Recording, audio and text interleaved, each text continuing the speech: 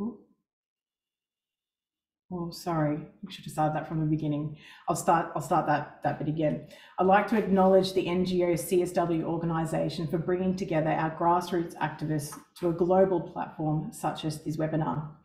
Their vision is to facilitate a platform for the voices and the leadership of feminist and women's rights organisations globally who advocate for their inclusion in the United Nations in the pursuit of gender equality. Their vision is a world without gender discrimination or gender-based violence, where economic, political, and social policies encourage gender equality and equity.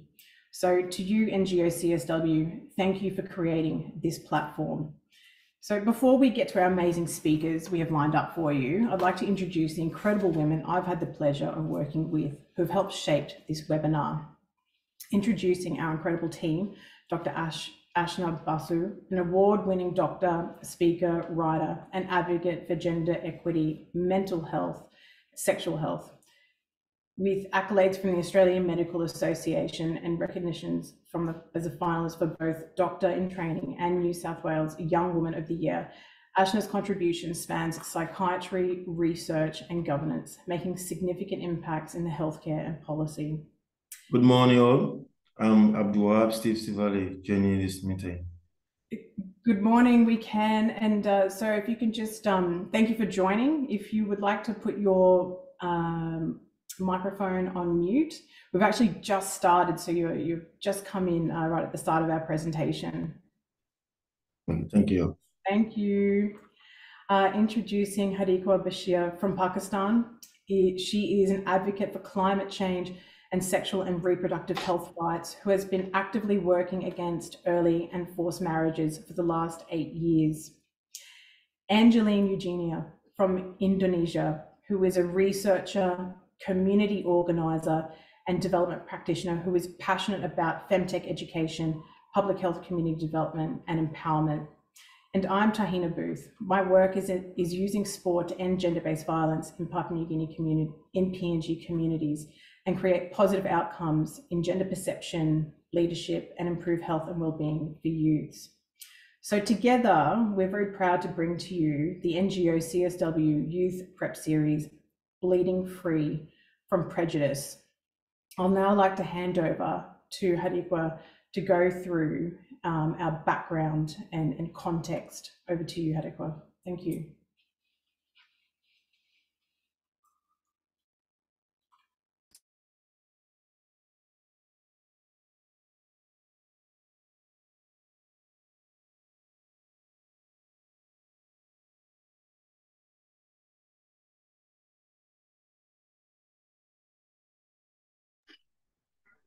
Tahina, I think Hadiqa is not here with us in the room. Yeah. Okay, no worries. That's all good. So I can do the background and context. Oh, Ashna? Yeah, I'm happy to do it. Okay, Dr. Ashna, over to you. I'm Ashna, one of the co-hosts of this event. Thank you, Tahina, for a great introduction. I'm coming to you from the Bidjigal land of the Eora Nation. So I'm based in Sydney, New South Wales. So what we're talking about today is menstrual inequity, or also known as period poverty. Menstruation is the process in which a person with a uterus will discharge blood or other materials from the lining of their uterus, usually about once a month. Obviously, that changes depending on the individual's health. And that's part of our sort of reproductive system and our fertility. So each day, there are about 800 million people across the world between the age of 15 and 49 that are menstruating. But for a lot of them, they face barriers that many of us don't face. In some countries, menstruation is considered taboo and there's a huge stigma. There are lots of myths around menstruation and about, the cleanliness of people menstruating at this time. And people can be excluded from daily activities because of the stigma, because of the shame, discrimination, and also face sort of logistical difficulties. Some of us may take for granted our access to menstrual hygiene products, but for many people, they don't have access to those products. And that also leaves them very vulnerable to health issues. Certainly when I was growing up, I always heard a lot about toxic shock syndrome and the worries if a tampon was in for too long. However, that's a reality for a lot of people that don't have sanitation or easy access to hygiene, and certainly to menstrual hygiene products. The consequences of menstrual inequity are huge. So for young girls or young people that menstruate, they may miss school because they don't have access to sanitary supplies, because they're in pain and don't have access to the appropriate medical support, and because their schools don't have adequate sanitary facilities, as well as, again, this idea in parts of the world that in that time people are unclean. Some women, some girls, some other people that menstruate don't actually get that vital education that you need about menstruation to explain what is happening to their bodies and what their bodies need at that time. And more than 26 million women and girls are estimated to be displaced because of conflict or climate disaster, robbing them of dignity when they have difficulty managing their periods and exacerbating their vulnerability. While some countries have addressed period poverty or the hardship of affording menstrual products, more needs to be done, especially in normalizing something that 1.9 billion people of reproductive age do. And this spans, obviously we recognize that people that menstruate are a large group of people. So that could be people that were assigned female at birth, people that identify as women, trans men, non-binary people as well, and young girls. But menstruation is a normal part of life and of the body. Certainly as a doctor, that's a message that I like to get across. And I'm always concerned, even here in Australia, even in urban settings, how little information people have to equip themselves with kind of navigating that fact of their life. However, that is exacerbated. In Australia, we're in a position of relative privilege, but that's exacerbated in parts around the world, especially in the global south as well. And menstruating should not mean the rights to someone's health, dignity, and gender equity end. And the flow-on effects are huge. So that's why it's an important issue that we really want to talk about. And we're so grateful to have our amazing speakers here to hear about their work. Tahina, I'll hand back to you to introduce Keisha. Thank you, Dr. Ashna. So I'd like to introduce Keisha. So Keisha is a violence prevention strategist and general manager at the Grassroots project in Papua New Guinea. She leads business development for Gymbox and the 10 Million Strong Leadership Program, leveraging sport to foster gender justice with purpose of creating a culture where every PNG person feels like they belong, they can contribute and grow. She will be our moderator for today's session as part of the Youth Preparation Series created by the NGO CSW. So welcome, Keisha. Thank you. Thank you, Tina, and thank you everyone for joining today's webinar series. So it is with great pleasure that I introduce our distinguished panelists today, each representing their respective countries and making significant strides in advancing these critical causes. First, I would like to introduce from Indonesia, we have Mariana Yunita Hendriana Opai. Mariana is a passionate advocate and founder of the Tenggara Youth Community.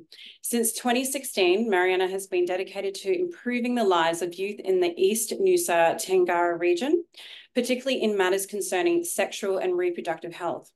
Her visionary leadership has propelled the Tenggara youth community to great success, including the implementation of the Bakarita Kespo program, providing essential sexual education to marginalised youth in rural areas.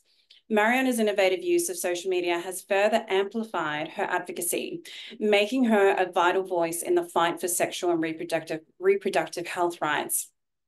So thank you for joining us, Mariana. I'd like to then introduce our next panelist from Papua New Guinea. We have Anne Shirley Karave. Anne Shirley is a remarkable social entrepreneur and the founder of Queen's Pad, a social enterprise that manufactures reusable sanitary cloth pads and advocates for menstrual health. Through her leadership, Queen's Pad has broken barriers and reached tens of thousands of women in Papua New Guinea, despite the stigma surrounding menstruation. Anne Shirley's dedication to menstrual health extends beyond her enterprise, as she is a founding member of the Pacific Menstrual Health Network and an advisory board member to the Pacific Menstrual Health Trade Finance Vehicle.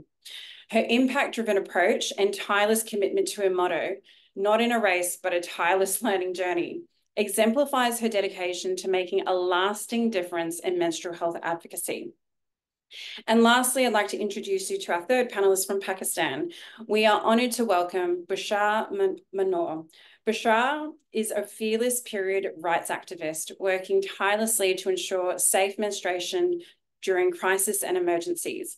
In the wake of the 2022 floods in Pakistan, Bushra founded the Mawari Justice, a grassroots movement that has provided safe period supplies to over 150,000 menstruators in flood-hit regions.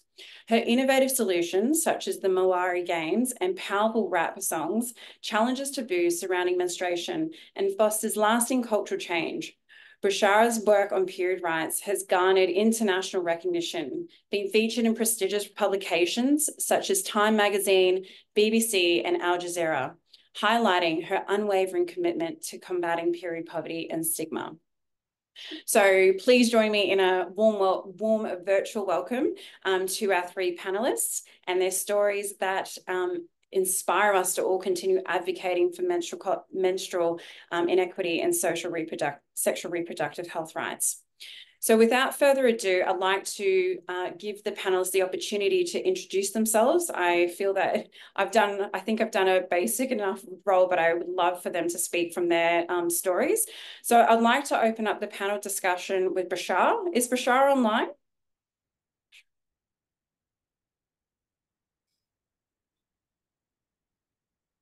You know what, if Bashar's not online, Hadikwa would be an amazing speaker as well, and Hadikwa's on our team. So Hadikwa, would you like to jump on here? Yeah, sorry, for context, everyone, Bushra is just having some airport issues at the moment. She's kind of hey, Bushra is joining. Bushra is joining. Hadika, you had the internet issues earlier, so maybe while we wait for Bushra to join, do you want to tell us a bit about, I think part of what you were going to speak about was the local context of menstrual inequity in Pakistan, and we'd still all love to hear about that.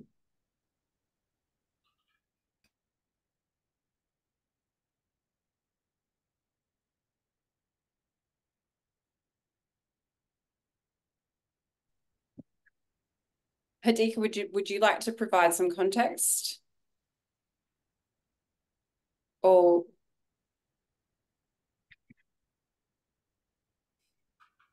so what I might do is I'll just open it up to Anne Shirley. So Anne Shirley, are you on? Are you able to connect? Yes, I am. Hi, Beautiful. Keisha. Yay! Hi, everyone. Thank you, everyone, for your patience. We'll just work with what we've got here. So thank you so much. So Anne Shirley, knowing that from the Papua New Guinea context, I guess for our audience, what inspired you to get into this line of advocacy in Papua New Guinea? Thanks, Keisha. Hi, everyone. It's so lovely to be here. I hope you all can hear me clearly. So yeah, basically, the inspiration came from a personal challenge. And so, you know, I had very limited knowledge about menstrual health until I experienced challenge of not being able to afford decent menstrual hygiene products. And so that is where I got into this space of menstrual health and 100% in for it. Yeah. And Shirley, in the context of PNG, could you give our audience a bit of an understanding around the menstrual equity or inequity that womb owners face in Papua New Guinea? Sure. So basically, Papua New Guinea, for those that have limited knowledge, is a smaller Pacific Island country that has a population of almost 10 million plus people, and 49% of the population are females. And when it comes to menstruation, it's still a very taboo, sensitive topic to talk about. And when we talk about menstrual equity, it's safe to say there's an imbalance. There's still so much work that needs to be done to ensuring that women and girls, people that menstruate, have access to everything that they need every month. So it's been a challenging journey, but it's really good to see this kind of platform where we're able to share from our end, share some insights, and hopefully that would help the attendees and those participants to the CSW forum, just giving them some insights about the work that's happening in my part of the country in Papua New Guinea. Beautiful. Thank you, Anne. And I do want to obviously get into some of the challenges that you've been facing within the community, but I also do want to pass it over to Mariana and Bushra. So Bushra, are you online? Can you connect? Yeah, I can hear you. Beautiful. Thank you so much for joining us. So just adding on to Anne Shirley and understanding the context from PNG, I'd love to understand it and the audience to understand the context of menstrual equity, but in Pakistan. Would you be happy to share that? Yeah, thank you so much. So the problem about periods in Pakistan is that it's a huge taboo and it's still stigmatized. Women still have to hide their periods from the male members of their family, but the situation really, really aggravates in times of disasters and emergencies. And that is also the time when we started this campaign for period justice in Pakistan that is called Mawai Justice, when one of the biggest floods in Pakistan's history in 2022 was hit. And we saw that there were about 8 million menstruators who needed access to safe periods, but they were denied any access just because we have always shied away from this problem. We never talk about periods. When we don't talk about periods, we don't get to understand the problems that are associated with periods. And if we don't know the problems, how are we going to find the solutions? So in crisis situation, this problem is aggravated because we saw that in Pakistan in the 2022 floods, there were a lot of menstruators who had to use dirty sheets of clothes and rags and even cow dung to manage their period, and this is inhumane. At a lot of relief camps where we went and we were working with people, there were multiple women of the same household. They were using the same rag interchangeably because they did not have any other options, and that is not just a policy failure, but that is also a failure of how our state denies the existence of women and does not willing to work towards the problems that are associated. We saw in every flood relief camp where we were working, we saw that women had these vaginal infections, and there were no medicines because even the medicines to treat these things are not included because they cannot be used for men and for the general public. So these things are out of discourse. We saw that in any of the area there was no period relief being sent out.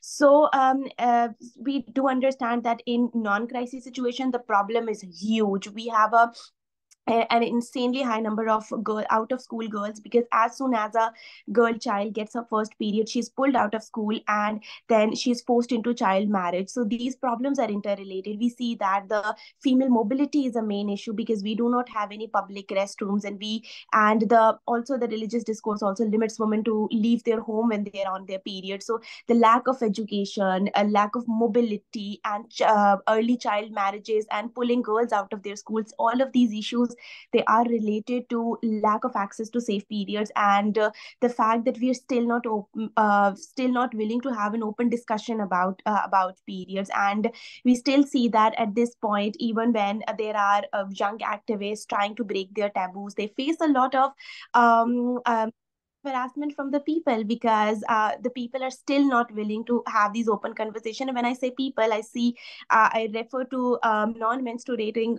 men, of course, who are not willing to have these conversations and who are still very much adamant to exert this control over menstruators because and they see them taking over their bodily autonomy as as a fact that they might lose this sort of control. So in disaster situations, we have been trying to take this campaign forward and make sure that at least because Pakistan is the sixth most country that is going to be hit, that is still being affected by the climate change. So we are expecting more of these floods. We are expecting more of droughts and typhoons. So what are we going to do in these situations? And what are we ready? Are we even thinking about the menstruators in these situations? Probably the government, but the grassroots activists have to. Thank you, Bashara. And it highlights, I guess, the intersectionality of the issue at hand. And when you were working in the crisis space, is of the menstruation and the social problems that particularly women and menstruators face are exacerbated tenfold. And so you kind of come into my next question is really, when we talk about active bystanders or active participants in addressing some of these issues, what are some of the strategies, and you've mentioned it around, non-menstruating people or men, for instance, how do you mobilize, or what strategies have you found to mobilize them to essentially really care and to be proactive in this space?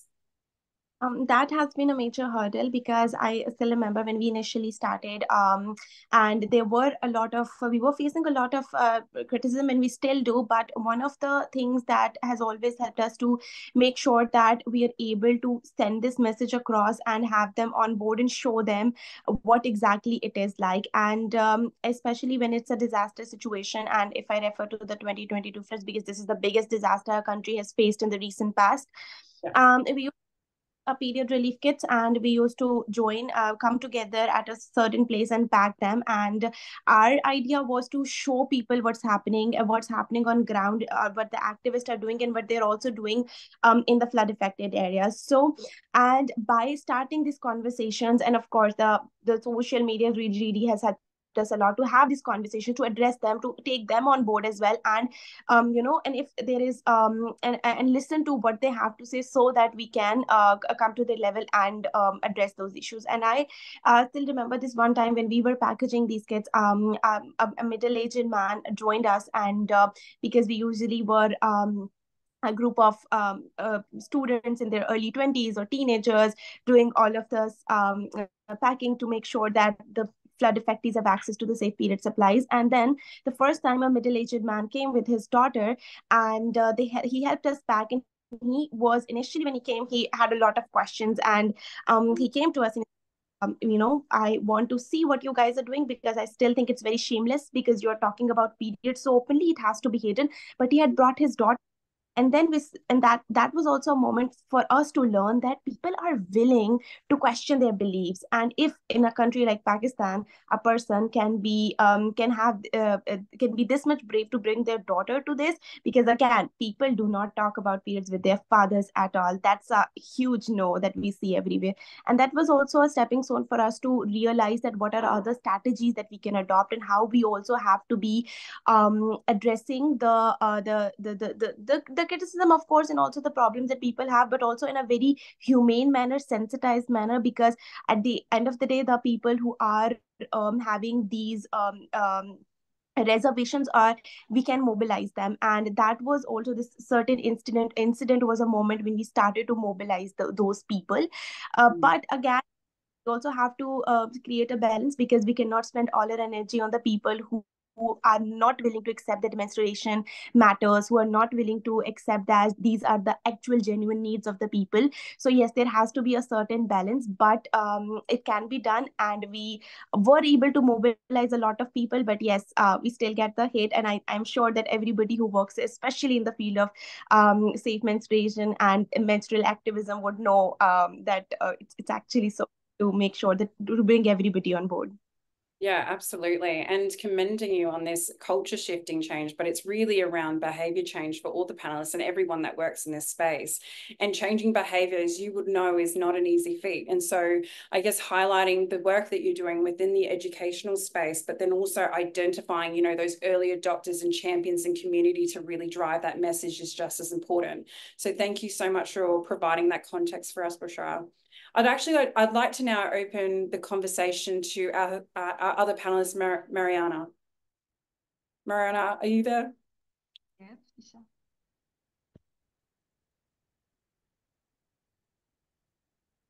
Beautiful. Thank you so much for joining us today, Mariana. And so I would like to give you the opportunity to provide the context around menstrual equity and the work that you're doing in Indonesia. Thank you. I think like the problem and Bursa face in their country is similar with what we face in Indonesia too. So in Indonesia, currently, there are still many online shops selling recycled sanitary napkins at very cheap prices.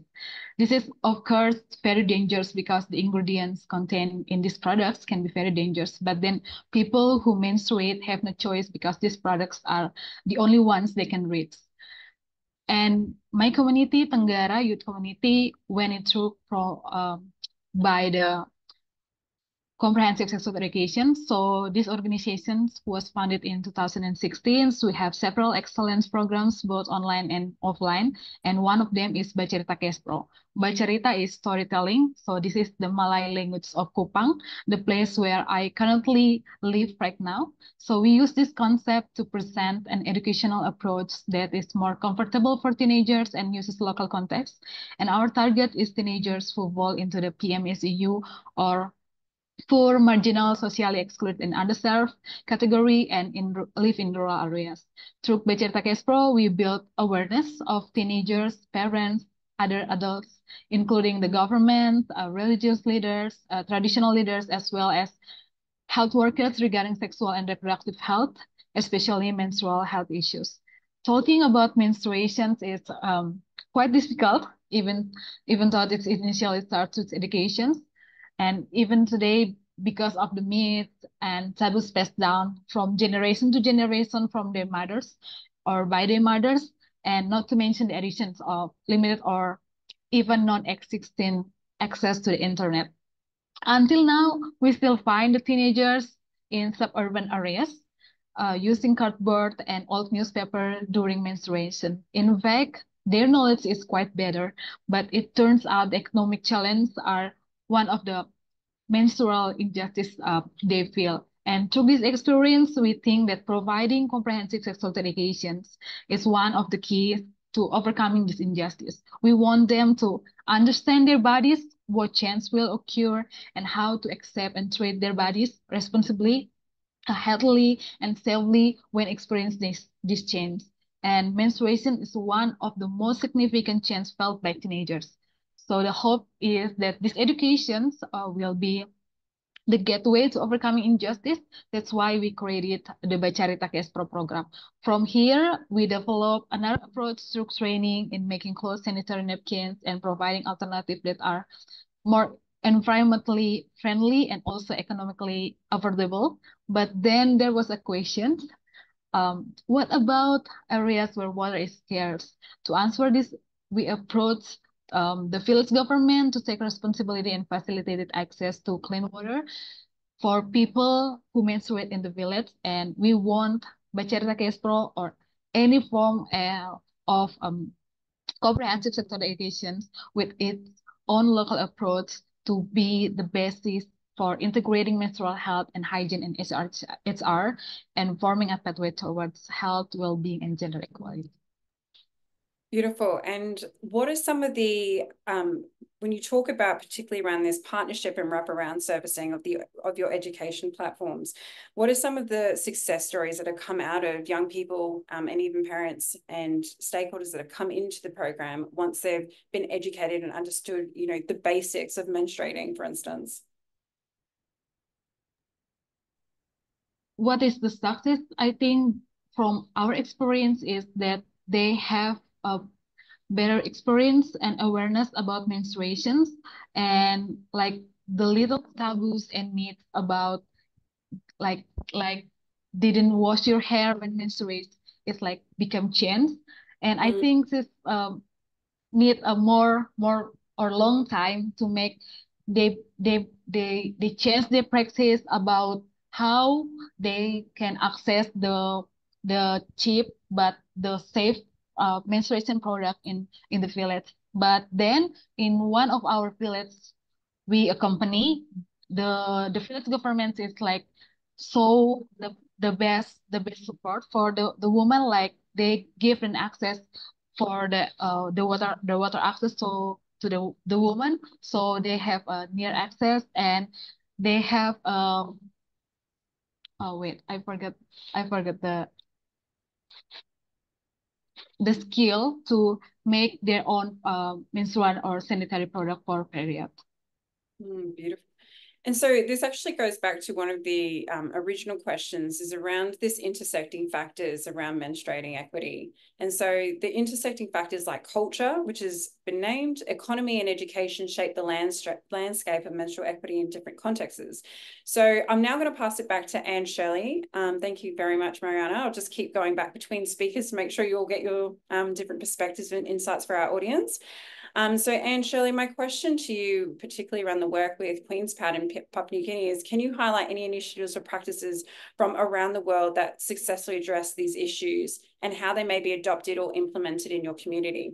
So mindful that the question is also around the work that you're doing in Papua New Guinea that may provide better insight or give other people in different countries an idea of some of the things that have worked well within the context of your work. Thanks, Kisha. So basically, what's worked, other practices that we use, that's currently working, that's more towards the education and advocacy of menstrual health. And I agree with Busha's insights about, involving men. I think that was one of the key areas that we a key area that we wanted to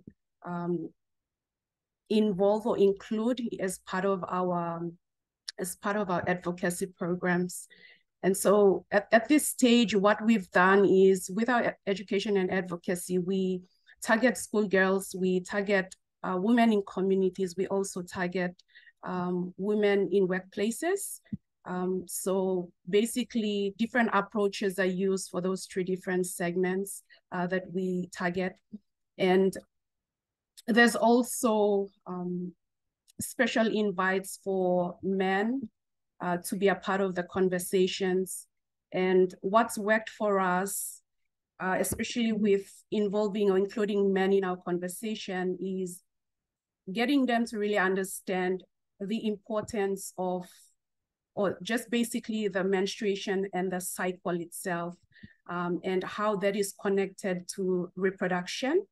And so I think having that conversation gives them that interest to learn more about menstrual health and the challenges that's around menstruation. So we take an approach where we try to talk about menstruation and make it more special. Given all the sensitivities and taboos, we try to have a very informal yet special conversation, recognizing women and girls in the room or in communities as queens, and also recognizing men as real men. So when they're part of the conversation, they feel included, they feel special about themselves, and they really understand the importance of having this conversation and looking within their homes and their communities. They've got female loved ones that they care for, so they're able to extend that menstrual care that they are able to give to their female loved ones. And so that's the approach that so far, like Tahina had mentioned, Kisha, it's all about changing the behavior and the narration around menstruation and making it a special conversation to have, and connecting that to reproduction. So that's worked for us. And so far, I'm happy to say that it's been very effective. We've been having more male volunteers on board our programs. There were also a lot of male individuals making recommendations for schools and communities and just wanting to be in charge and coordinate on their end for this session. So it's really good to see that approach is working for us. And I'd also, look forward to learning more from Mariana, Bushra, and others of what approaches works for them in your countries. In terms of production of reusable pads, that's a key activity that we do as an organization. We see the need for access to products, and when it comes to menstrual equity, there's very limited access. Not just access, but also economic-wise, there's very limited, or there's, I should say, issues around affording pads. And so we've tried to look at reusable sanitary pads that could be very cost-effective alternate approach where women and young girls, people who menstruate back here in the country can use during their special days. And so far with the pads distribution, in schools, they're distributed for free, sponsored by various partners that we work closely with. And most times, the schoolgirls are very shy to receive the pads. And, we get those reactions, and it's expected in most cases. And most of our sessions that we've had in schools and communities have been the very first session of menstruation. And so we're breaking barriers, and, we looking at innovative approaches and ways to improve getting these messages across to as many women and girls as possible. So one of the initiatives that we've heard of from, I think this is to do with the free pads distribution. That was let's see, in Scotland. So Scotland was the first country back in 2020 that started to offer free products at the national scale, and that's really an approach that we'd really love to implement back in our country. There are also other countries like I think some parts of Australia are also doing the same, New Zealand, Kenya. So it's an approach that we'd really love to see, but it won't be it's not a short-term approach or practice yet, but that's something that we'd really love to see moving forward for women and girls and people that menstruate here in Papua New Guinea. Thank you, Anne. And I think that goes back to what Bushra and Mariana have been saying, is around this co-influence of policymakers to community, to church leaders, to corporates. And you did mention there actually the corporate going into workplaces to do this education, and something that actually has become quite a mainstream thing back in Australia as well. So I think it's a piece to continue to keep working in PNG, but amazing work that you've done so far. So now I'd like to pass over to Mariana, Bushra, sorry. I'm just very mindful too, Bushra's actually got at the airport, so I'm trying to see if I can get as much from her before she flies off. Bushra, can you hear me? And if so, please unmute yourself.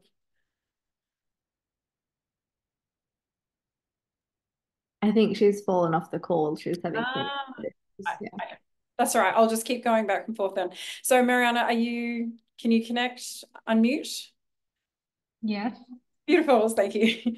Okay, so the second question that I have for you, Mariana, is that around young people. So empowering youth as change makers in this program. So you play a crucial role in shaping the future of gender equality. So what unique opportunities do young people have to lead and innovate in promoting menstrual equity and sexual and reproductive health rights within your community? And are there any specific challenges that they face, and how can this be overcome?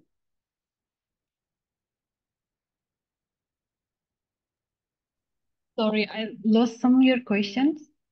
Oh, that's all good. I can repeat it. So youth play a crucial role in shaping the future of gender equality. So what unique opportunities do young people have to lead and innovate in promoting menstrual equity and sexual reproductive health rights within your community? And if so, are there any specific challenges they face, and how can this be overcome?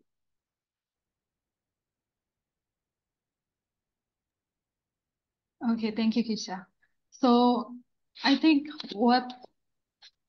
why we start this is one because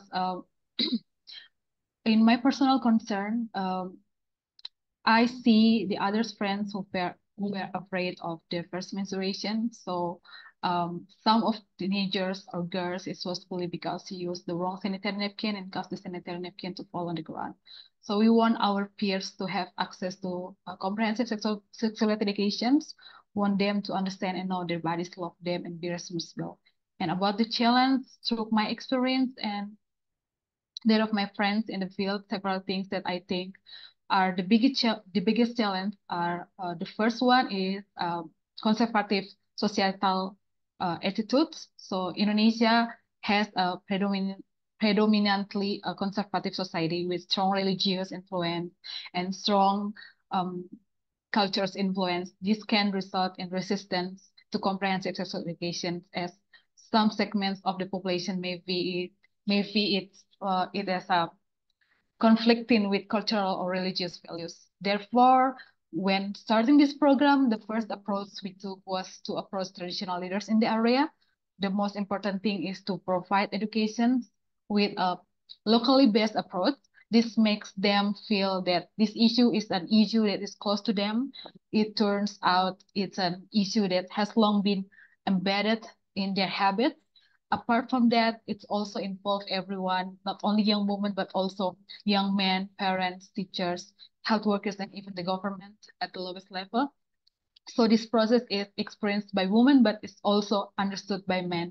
And the second one, we challenge it. Our challenge is government policy and regulations, because in Indonesia, government's policies and regulations regarding sexual education can impact the extent to which comprehensive information is included in school curricula.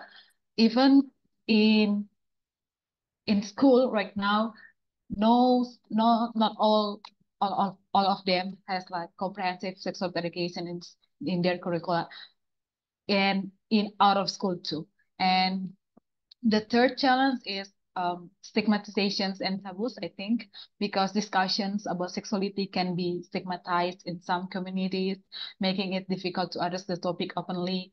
And the stigma can hinder efforts to implement comprehensive sexual educations or talking about menstruations in school or out of school or in community.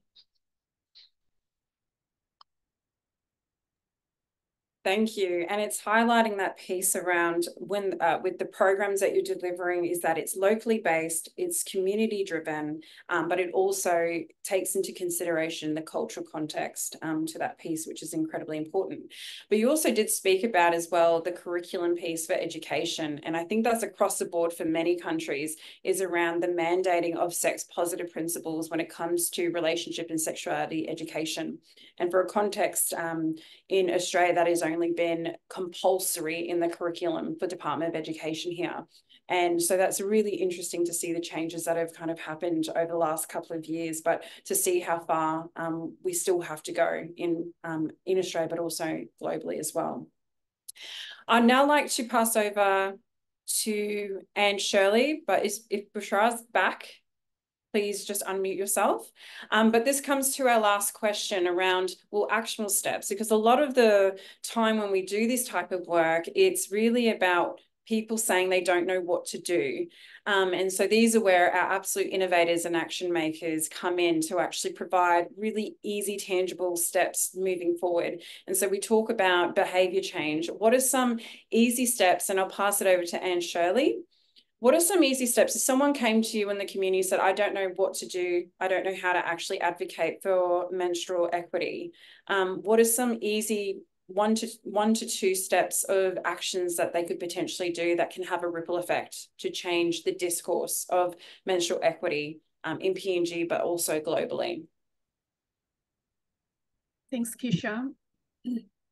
As change makers or potential change makers, taking the first step is a very great approach, basically to understanding what the importance is surrounding menstrual equity or sexual SRHR.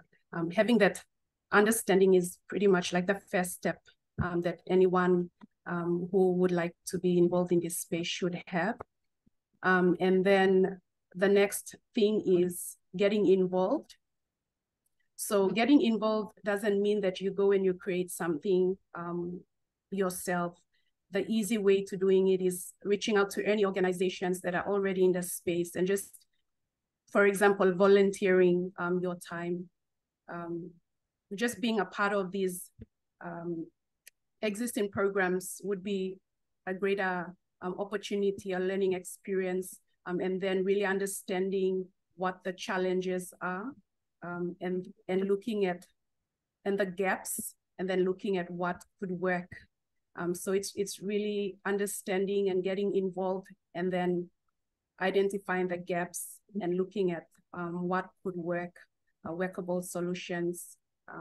And it could be cultural related, it could be social economic related, health or education, or even bigger projects like trying to get into wash or facilities, for example. So yeah, that would be an easy way to sort of get involved in this space, and eventually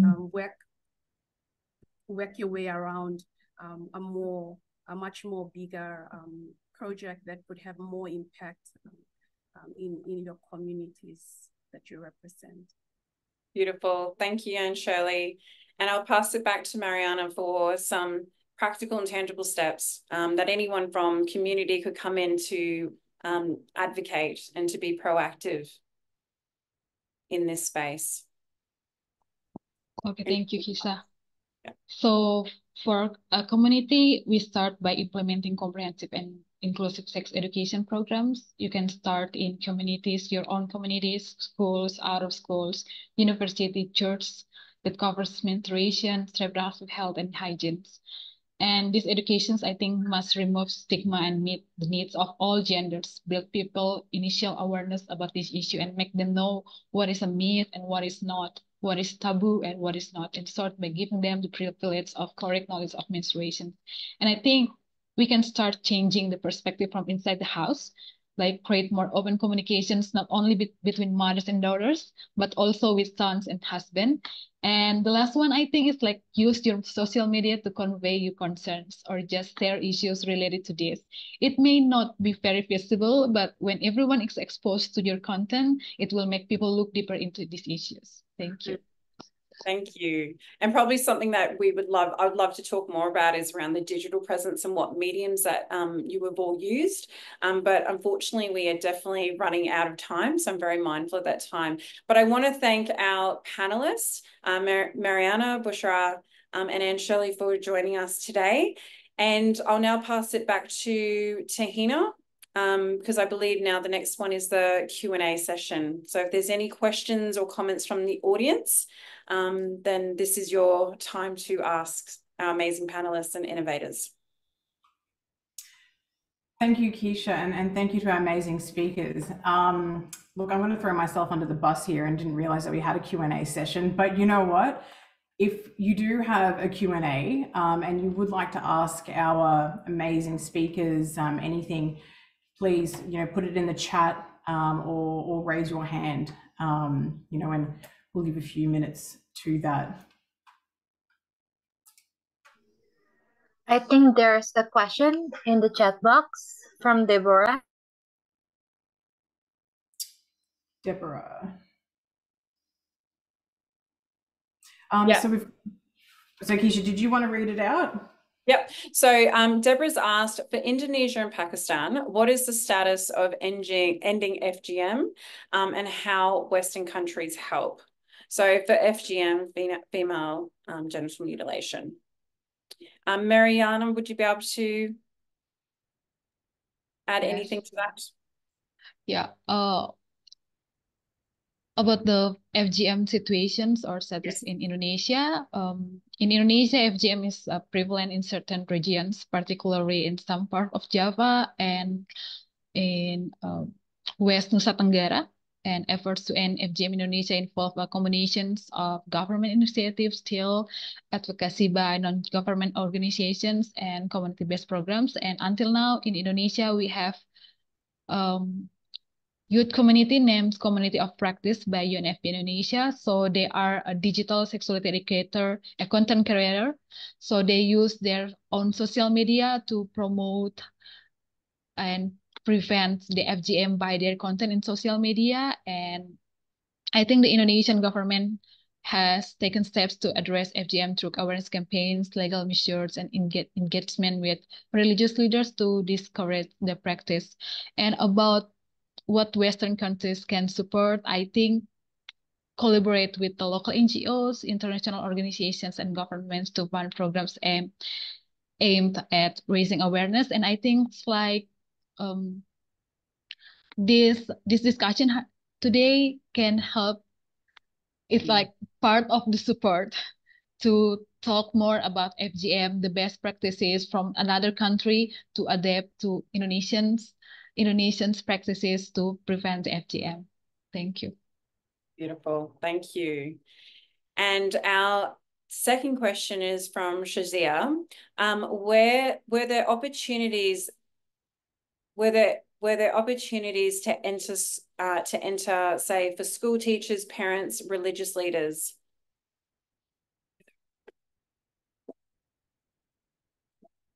And Shirley, would you like to add a response to the question? Yes, so thank you for the question, Shariaz. So there's definitely opportunities to reach out to school teachers, parents, and regional or religion leaders. In terms of school teachers, the only challenge that we've faced back here in Papua New Guinea would be that most of the teachers are not sensitized at that level where we could openly have the conversation, and they could also take lead in having conversations with the school girls. So definitely in terms of reaching out, like from what we've done with school teachers, we connect with them before going to the schools, and we also encourage them to have school girls clubs where they're able to continue on having these conversations with their school girls. So definitely that would be a really good approach to take if you wish to reach out to school girls or school age girls. Going via the school teachers would be a really good approach. Female teachers to start off with. And with parents, yeah, definitely, you know, whenever there's an opportunity, to have a conversation with a parent, having a conversation with a mother would be ideal for a start.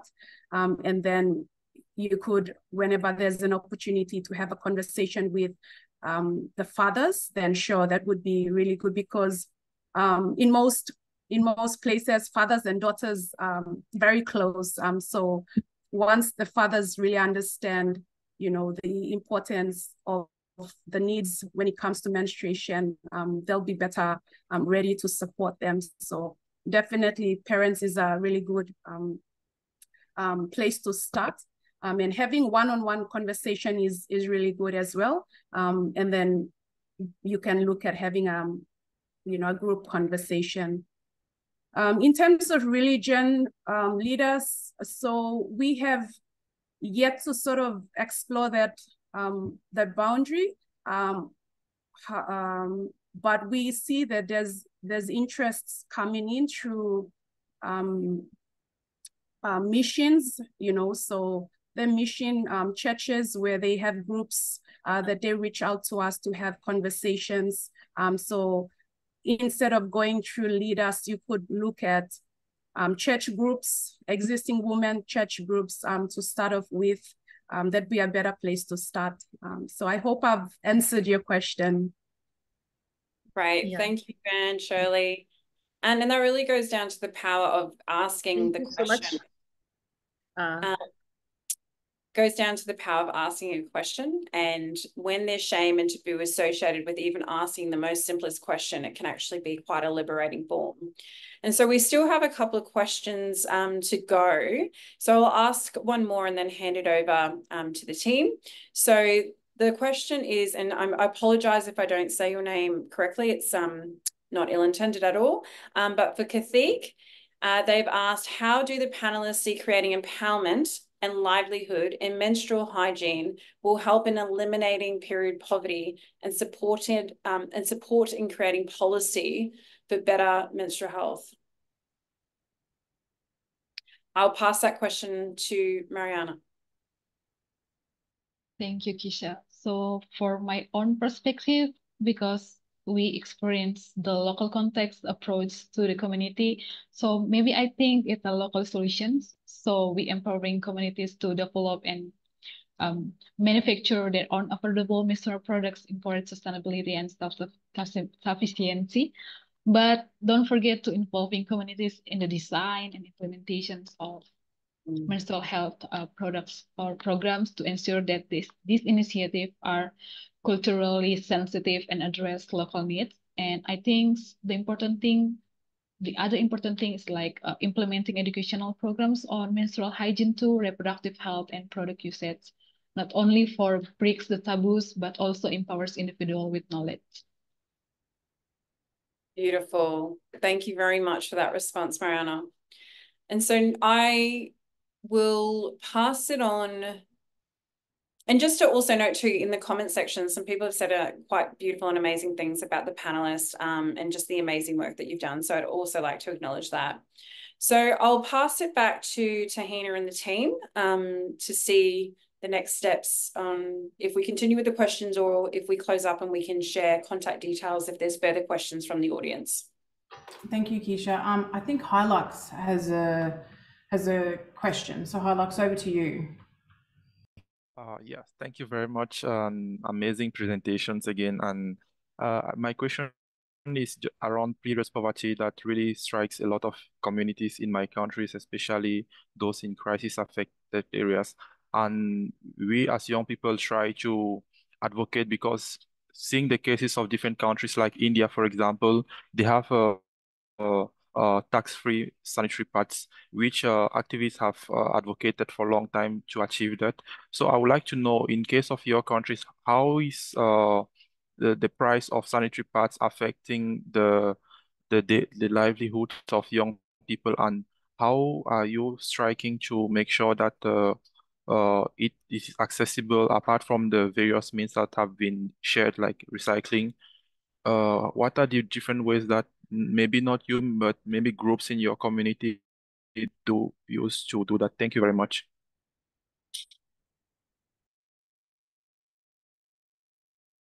I'll pass that question to Anne Shirley. And Mariana, if you want to add in as well, please feel free to. Thank you. Hilux, thanks for the question. With regards to the tax-free on essential items or sanitary pads, at the moment in our country, that was mentioned only once, about 2 years ago, but it was not implemented.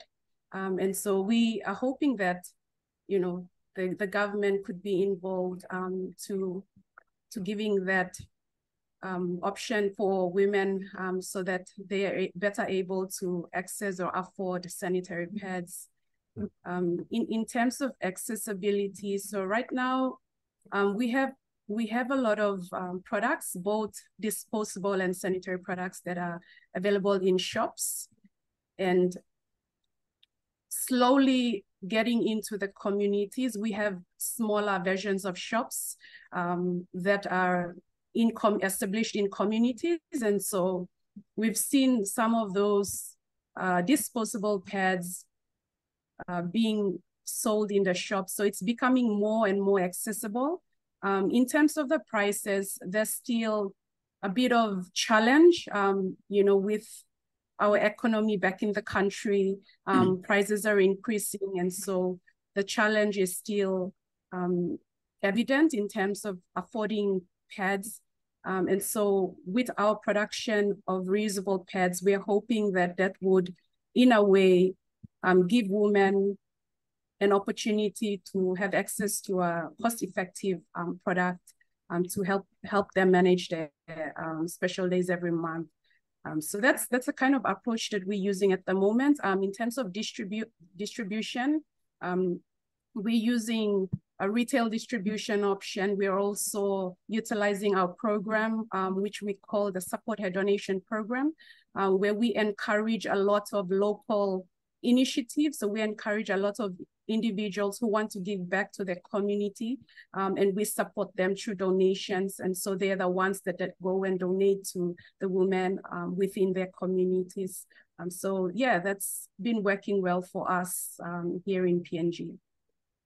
Beautiful. Thank you, Anne. Shirley and Mariana, would you like to add anything to that question? Yeah, for Indonesia context, I think this is still a big task for communities and organizations in Indonesia. So what we're doing now is collaborating. Like there are communities in Indonesia that focus on training and making products that are affordable and can be made by yourself. On the other hand, other communities do this by providing education and information.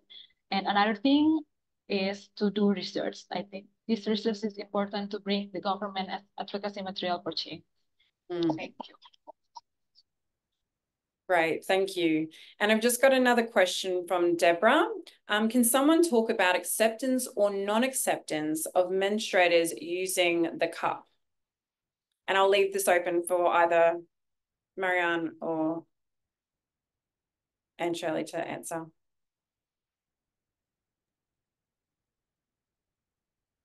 right, I could jump in on that one.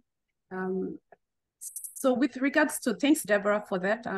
You know, menstrual cups have been a product that we've also been introduced to, very recent, and there are various organizations currently here in Papua New Guinea that are also testing and trialing this product. And, you know, in terms of the acceptance, there's still barriers from conversations that I've had with these organizational reps. There's still barriers in terms of accepting the use of these cups, but, you know, it takes time to really understand how to use and just basically, yes, how to use, what's the importance around using this and how to keep it safe and just a hygiene practice around it. I think that's very important. So in terms of educating them would be ideal from the start.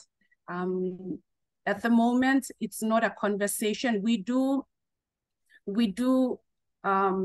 inform, you know, women and girls that we reach out to during our programs of the available products that's currently accessible. And menstrual cup is one where we have the image of it that we share with everyone, but we don't share a lot of information. And when we talk about, briefly touch on that, we get a lot of wows and, you know, a different kind of reaction as to how they could use it. So at the moment, I wouldn't say it's 100% accepted here in Papua New Guinea. Great, thank you, Anne Shirley. And thank you for providing that context, because obviously it sounds from a menstrual cup perspective, it's kind of in its infancy for Papua New Guinea, which is great insight to hear. Mariana, would you like to add anything to that question? Yeah, I think for Indonesia context is still on accept because in rural area they are still taboo, and some cultures and religions may have specific belief about menstrual cup, and they can relate it to the virginity of the women. And I think the menstrual cup have initial investment is more higher than sanitary napkins and others alternative menstrual product. Yeah. Great, thank you, Mariana. So we do have a hand up, but there's no question associated with it. So I'm just mindful of time. I'll just pass it over to Tahina and the team to see next steps, if we continue the Q&A or if we just share contact details after and how you'd like to proceed. Yeah, thank you, Keisha, and thank you to our amazing speakers. This actually does draw a close to our program now, and if you would like to get in contact with our speakers, we can share their contact details, with you, and you can channel your questions directly to them, and also find out more of the good work that they're doing. So we'll be happy to provide those details out to this mailing list here as well. So is there anyone else on the team that would like to say any last, Ashna, Angeline or Hadika? Just a huge thank you to our amazing speakers and to everyone for turning up, and to Keisha for the fantastic moderation. Thank you. Thank you. All right, well, that's the end of our program today. And so we want to wish you all a very good day, good morning, good afternoon, or good evening from wherever you're tuning in. And we'd also like to, say a big thank you to the CSW team as well for putting on this global platform to hear these local stories. But that's us signing off, and thank you very much for tuning in. Bye. Thank you, everyone. Thank you. God bless you all.